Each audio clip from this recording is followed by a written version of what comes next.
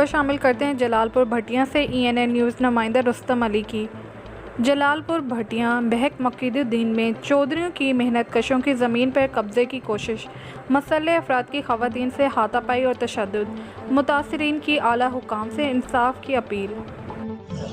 जी बिल्कुल, जलालपुर भटिया के नुमाई गाँव बैग मुकैयुद्दीन की रिहायशी असमत ज़ारा जोजा मोहम्मद अरशद गफ़ारी, जो कि मेहनत मजदूरी करके अपनी गुजर बसर कर रहे थे।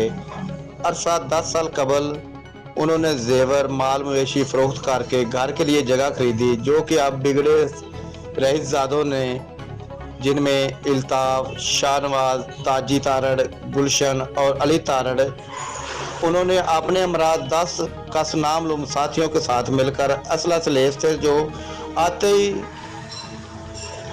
ठुड्डो धक्कों की बारिश कर दी। तो उस दौरान असमत बीबी के कपड़े भी फट गए, जिससे वो नीम बरना हालत में उनके मिन्नत समाजत करती रही। उस दौरान गलीज गाली गलोच और कत्ल की धमकियां भी देते रहे। दूसरी तरफ मुतासरा खतून ने DPO जिला हाफजाबाद से नोटिस लेकर इंसाफ की अपील भी की है। जी